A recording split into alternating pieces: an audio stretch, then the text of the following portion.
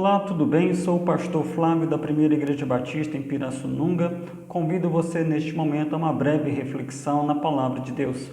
Escolhi para hoje o texto que se encontra na carta de Paulo aos Filipenses, no capítulo 2, versículos 17 e 18, onde a Palavra do Senhor diz o seguinte: Contudo, me alegrarei mesmo se perder a vida, entregando-a a Deus como oferta derramada, da mesma forma que o serviço fiel de vocês é uma oferta a Deus.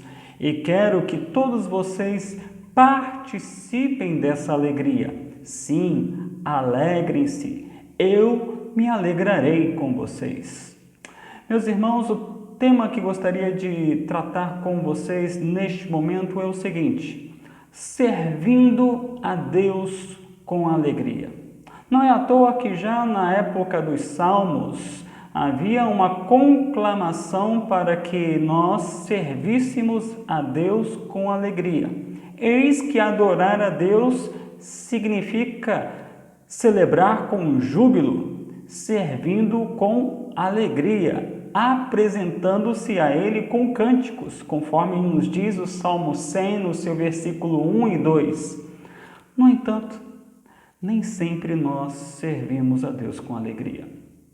Às vezes, nós servimos a Deus carregados de frustrações, de resignações, um tanto que se sentindo inadequado para o cumprimento da missão, diante das dificuldades que vão surgindo ao longo da vida e ministério.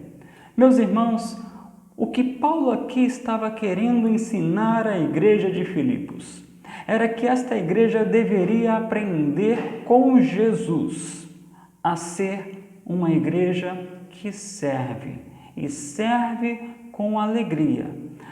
Há uma palavra de Russell Shedd ao comentar esse texto da Bíblia que é bastante interessante, que eu gostaria de aqui compartilhar com você. Eu vou ler com você neste momento. Diz assim: a avaliação correta da vida e até mesmo da pessoa que somos não depende do que nos aconteceu durante a vida, nem de onde temos morado. Depende basicamente da atitude com que encaramos a nossa vida, nosso passado, nosso presente e futuro. De que modo Paulo encarava a vida? Filipenses 1:21 diz para nós: minha vida é Cristo. De que modo Paulo encarava a morte? A morte é lucro. De que modo eu e você nós temos encarado a vida? Será que a nossa vida é Cristo? Paulo tinha essa compreensão que a sua vida era Cristo, tanto que ele tomou para si a atitude de Cristo, a atitude de servo, e ele se apresentava à igreja como servo. E essa atitude de servo foi importante para o avanço do evangelho até a capital romana. Mesmo em cadeias, Paulo fez com que a mensagem penetrasse na vida da sociedade romana, até mesmo na casa de César. E Paulo aqui estava ansioso por ver em Filipos esse mesmo tipo de atitude, uma atitude de servo que serve a Deus com alegria, ainda que sofrendo as dores decorrentes de sua fidelidade a Deus.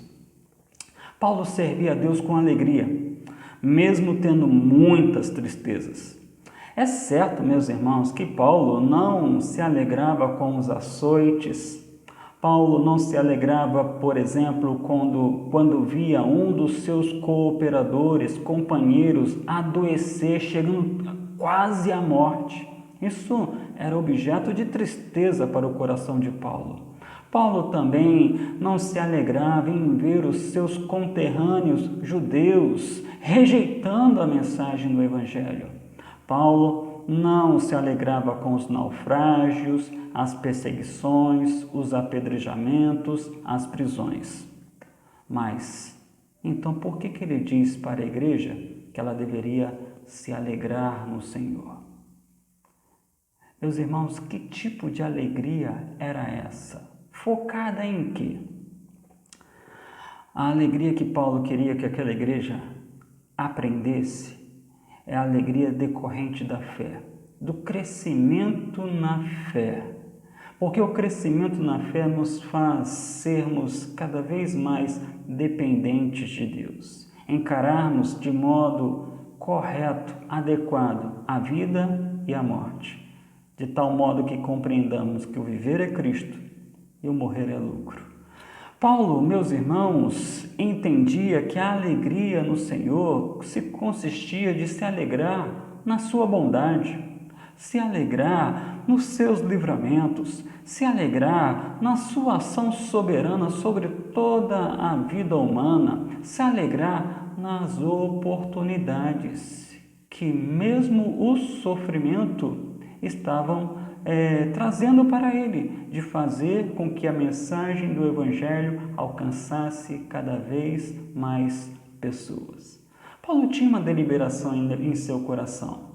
Ele diz isso em Atos 20, 24. Em nada tenho a minha vida por preciosa, contanto que cumpra o ministério do Senhor.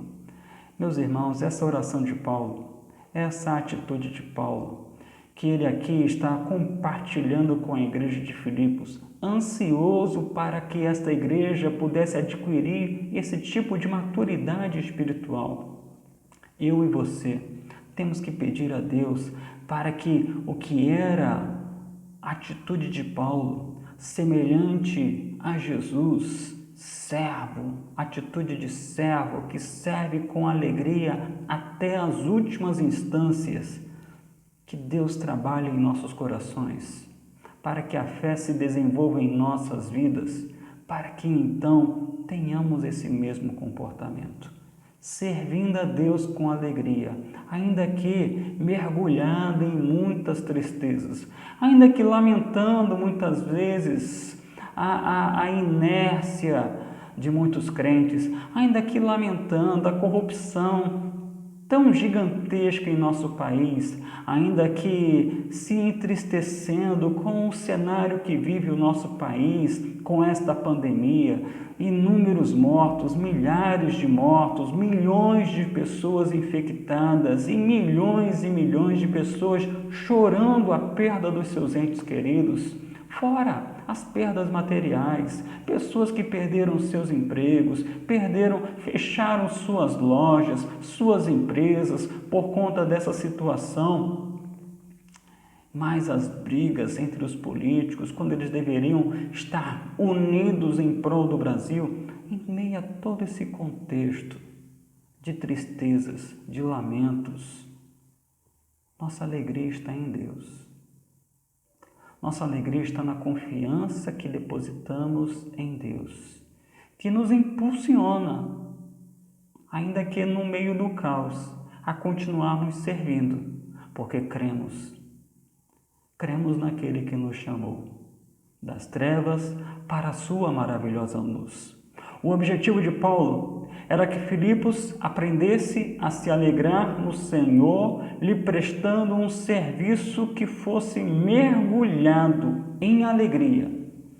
Eu e você, hoje, ainda que sofrendo tanto, sofrimentos físicos, emocionais, espirituais, ainda que chorando tanto por conta de inúmeras situações tristes que afetam o país e o mundo, Deus nos chama, pela fé, a servi-lo com alegria. Vamos servir? Vamos servir a Deus com alegria, independente das circunstâncias pelas quais nós passamos? Clamemos ao Senhor por esta sabedoria do alto, por esta maturidade espiritual, para que eu e você sirvamos a Deus com alegria.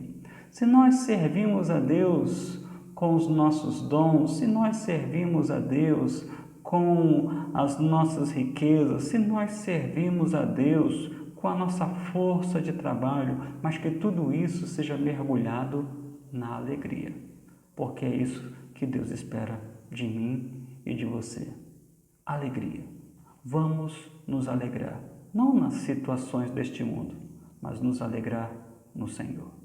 Que Deus te abençoe.